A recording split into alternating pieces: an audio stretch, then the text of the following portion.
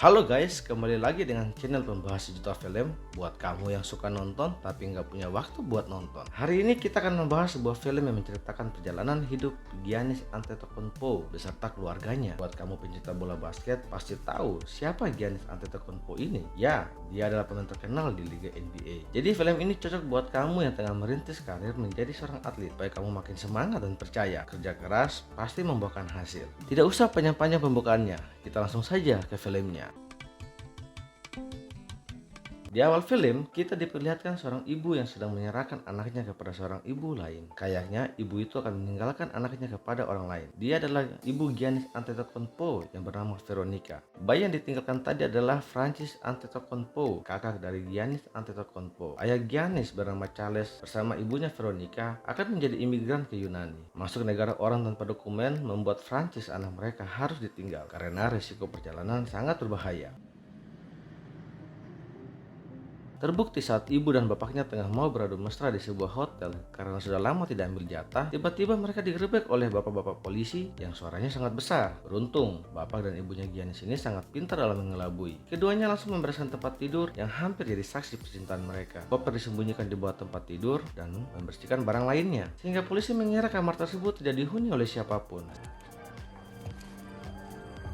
Buat kamu yang suka ngamar, ingat cara ini. Siapa tahu berguna kalau digerebek pacar, istri, atau om-om Satpol PP. Esoknya, terlihat mereka berdua sudah sampai di terminal bus yang akan menuju Yunani. Di sini keduanya harus ekstra hati-hati, jangan sampai tertangkap sama petugas perbatasan yang sedang berjaga. Tapi entah gobloknya siapa, atau mungkin sutradaranya kurang buat dramatis, bapak dan ibu Giannis ini malah nyantai banget naik ke dalam bus tanpa terlihat oleh petugas. Padahal di samping bus ada seorang petugas yang berjaga. Setelah bus melewati pintu perbatasan, legalah mereka berdua karena sudah berhasil masuk ke Yunani.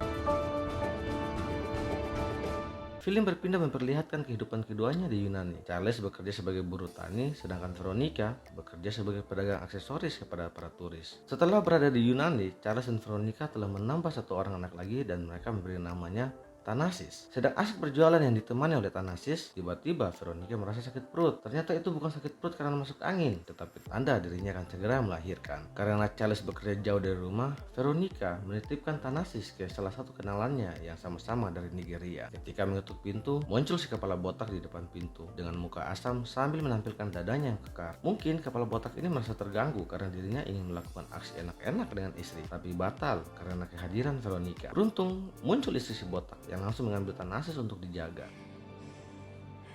Untuk menuju rumah sakit, Veronica harus naik bus seorang diri. Bus yang sedang penuh membuat seorang tentara yang sudah berumur menaruh iba padanya dengan memberikan tempat duduknya untuk Veronica. Singkatnya, lahirlah Giannis ke dunia dalam keadaan sehat walafiat, tapi karena imigran gelap di Yunani, Veronica harus berbohong bahwa KTP-nya ketinggalan di rumah. Padahal aslinya dia tidak memiliki kartu penduduk. Itu dilakukan agar dokter tidak mempersulit kepulangannya ke rumah.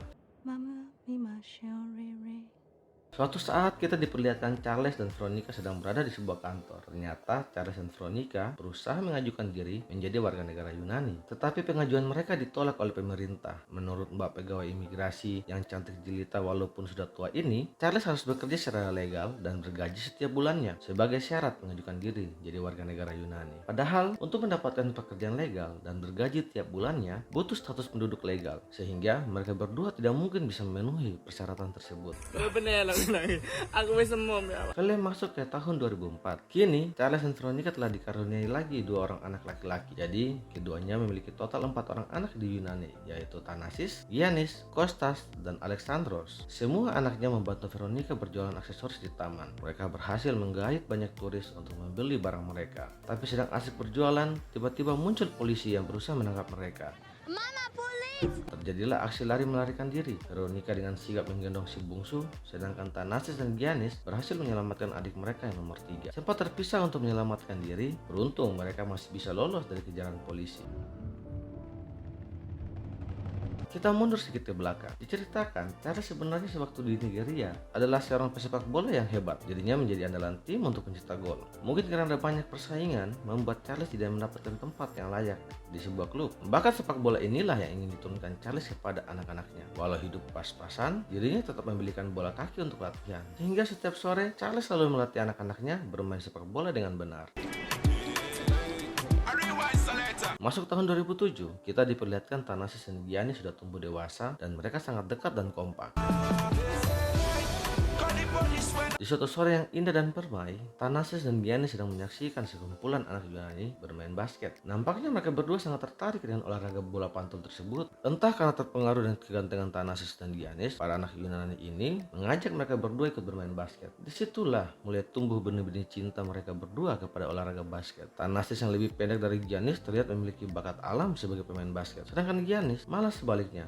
Postur badan yang tinggi, tapi tidak menunjukkan adanya bakat sama sekali. Mungkin karena melihat potensi mereka berdua, salah satu anak Yunani menyarankan mereka untuk bergabung dengan sebuah klub yang berada di kota Philalethrikos, karena di sana mereka bisa berlatih dengan gratis. Setelah berdoa sebelum tidur, Thanasis dan Giannis bermusyawarah dengan kedua adiknya tentang rencana ke Philalethrikos. Kota dengan jarak ditempuh 1 jam 30 menit ini sangat jauh dari rumah mereka. Akhirnya mereka memutuskan akan pergi tanpa pamit kepada orang tua. Mereka pergi tanpa pamit karena kedua orang tuanya sudah melarang sejak awal. Keluar jauh dari rumah sangat berbahaya. Benar saja, ketika keduanya berada di dalam bus menuju Philalethrikos, mereka berpas-pasan dengan kelompok orang yang lagi demo menolak imigran. Sontak saja, keduanya langsung jadi perhatian dan hampir jadi amukan massa.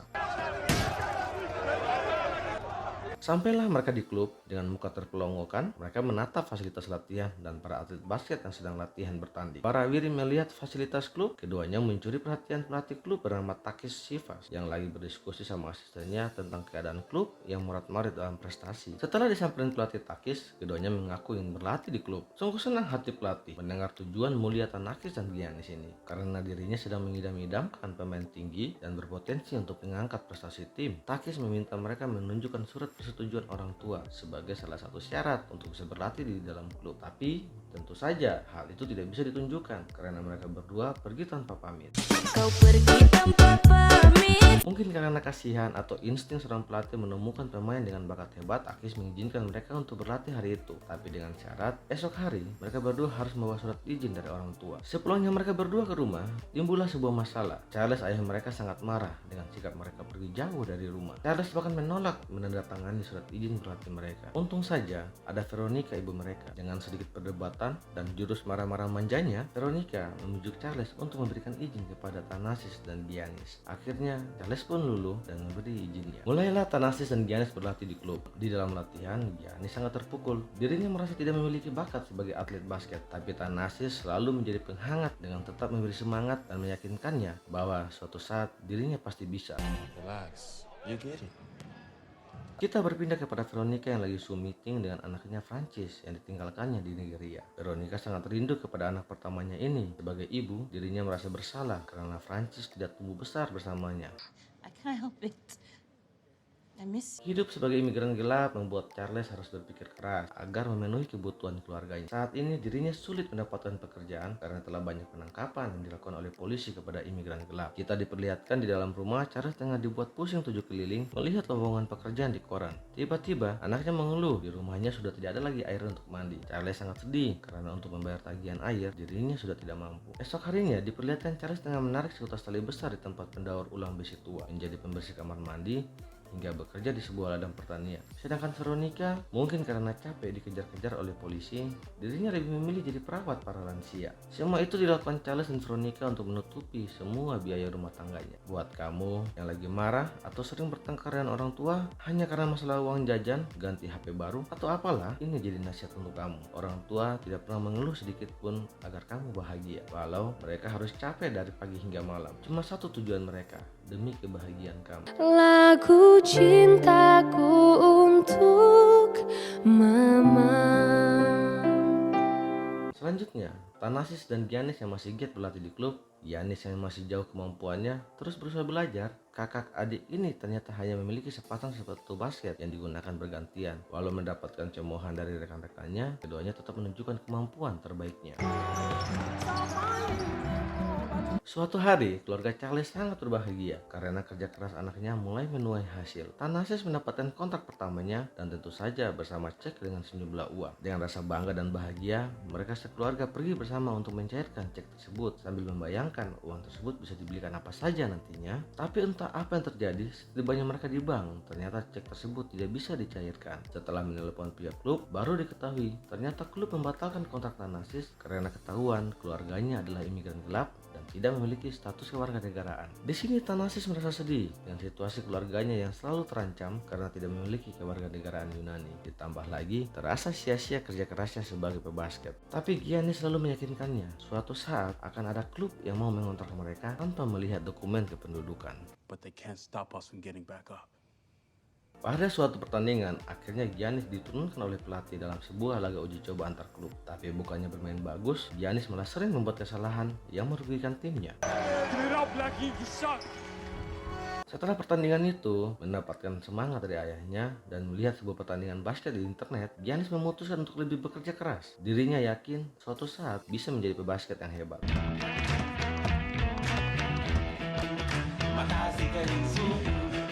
Memasuki tahun 2011, keluarga Giannis terlihat tidak mampu membayar hutang sewa rumah. Tapi, Charles malah memutuskan untuk membeli sebuah mobil seharga 500 euro. Tentu saja langkah itu ditentang oleh Veronica karena memikirkan kebutuhan rumah. Tapi sebuah insting kepala rumah tangga untuk mencari uang tidak perlu dilakukan lagi. Dengan mobil tersebut, mereka sekeluarga bisa mengunjungi tempat-tempat wisata untuk menjual berbagai aksesoris kepada turis. Benar saja, langkah itu menjadi lompatan ekonomi bagi Giannis keluarga. Banyak para turis minat dengan dagangan mereka. Walau sewaktu pulang berdagang, terlihat pemilik rumah sudah mengganti kunci rumah atau alias mereka sudah diusir dari rumahnya. Namun dengan hasil penjualan tadi, kini mereka mampu membayar sewa rumahnya kembali.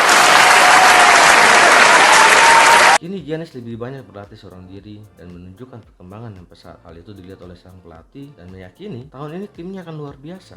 Benar saja, dalam sebuah pertandingan, Giannis dan Thanasis menggila di lapangan. Mereka berdua menjadi motor serangan tim.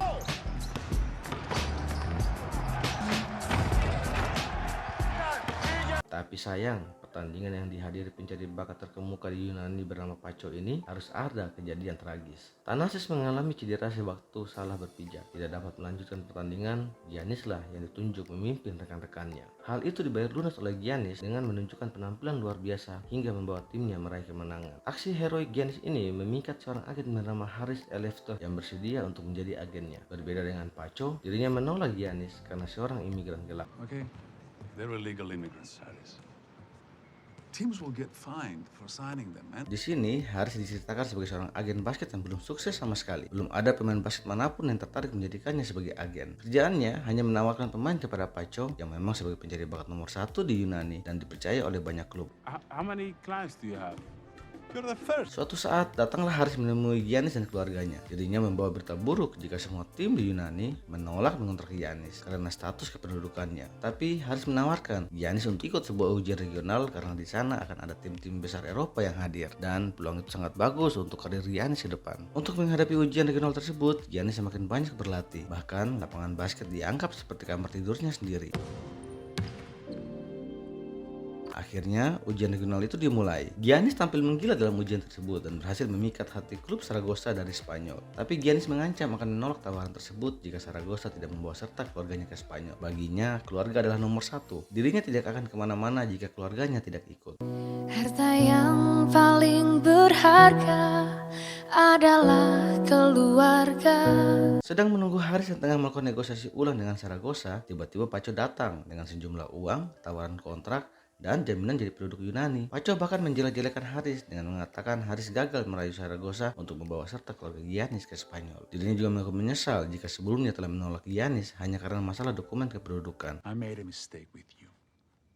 And I'm here. Mendengar mendapatkan status kependudukan, Charles sempat kepincut dengan tawaran tersebut. Tapi berbeda dengan Giannis dan ibunya yang lebih memilih Haris yang memang sudah bekerja sejak awal ketika Giannis belum dilirik oleh siapapun. Akhirnya dengan suara bulat, keluarga Charles memutuskan menolak tawaran dari Pacho dan memintanya keluar dari rumahnya. Di sini kita belajar bagaimana menghargai dan setia kepada orang yang sudah berjuang bersama kita. was a lot of money. Tak lama berselang datanglah Haris membawa kabar baik dan buruk. Kabar buruknya, Haris memang gagal negosiasi dengan Saragossa untuk membawa keluarga Giannis ke Spanyol. Tapi kabar baiknya, Giannis mendapat tawaran ikut seleksi NBA di Amerika Serikat. Dengan masuk dalam Liga NBA, kata Haris, Giannis dapat mempersatukan keluarganya kembali di Amerika Serikat. Akhirnya Giannis yang ditemani oleh Thanasis yang sudah sembuh dari cedera melakukan perjalanan ke Amerika Serikat.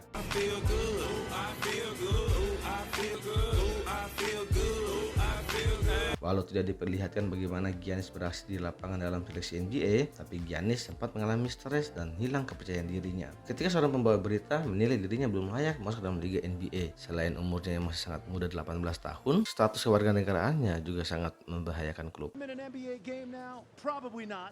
And if he's going back to Europe, that's how I see So out it. of the 30 teams, Walaupun Haris dan temannya terus menguatkan Giannis bahwa dirinya layak masuk dalam NBA, tetapi pada dasarnya nasib apes juga dialami oleh Haris dan temannya yang berusaha menjual Giannis tapi selalu terbentur dengan masalah status negaranya. Apalagi ada beberapa tim yang menolak mengurus keluarga Giannis agar bisa pindah ke Amerika Serikat. Kita diperlihatkan dalam suatu ruangan, Giannis tengah menjelaskan kepada John Hammond, general manager klub Milwaukee, tentang caranya bermain saat uji coba NBA. John yang mendengar penjelasan itu dibuat terkagum-kagum. Baginya, tidak banyak pemain basket yang bisa seperti Giannis. Tapi kembali Haris harus menelan pil pahit. John menilai Giannis belum siap untuk liga sekelas NBA dan masalah kependudukannya akan menjadi risiko paling besar untuk klub. Akhirnya, tibalah pengumuman siapa saja yang terpilih masuk dalam Liga NBA. Keluarga Giannis yang nonton bareng di sebuah kafe di Yunani terlihat sangat tegang, walaupun banyak warga Yunani yang mendukung mereka. Begitu juga dengan Haris, Giannis, dan Thanasis. Ketiganya merasa telah gagal dalam seleksi NBA kali ini. Karena dari 14 klub yang mengumumkan rekrutannya, tidak ada nama Giannis di dalamnya. The Orlando Magic select Victor Georgetown University. Mavericks select Utah, all the way down to Boston at 16. Kini mereka hanya menunggu pengumuman satu nama lagi yang berasal dari klub Milwaukee. Rasa frustasi dirasakan oleh Giannis karena ini adalah harapan terbesarnya untuk memperbaiki kehidupan keluarganya. Tapi di tengah rasa frustasi itu, tangannya terlipat dan memanjatkan doa. Ternyata itu juga diikuti oleh Thanasis maupun Haris. Entah apa yang dipikirkan oleh mereka, tapi hanya itulah yang bisa mereka lakukan. Terlihat pula Veronica yang duduk dengan muka tegang juga turut memanjatkan doa bagi anaknya. Dan keajaiban doa itu terwujud. Giannis dipilih oleh Milwaukee.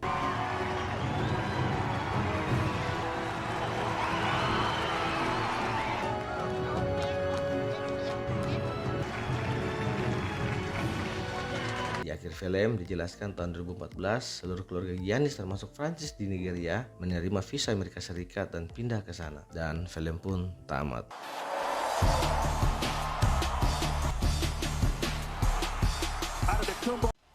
Sampai jumpa di film berikutnya. Bye bye. MVP Giannis Antetokounmpo.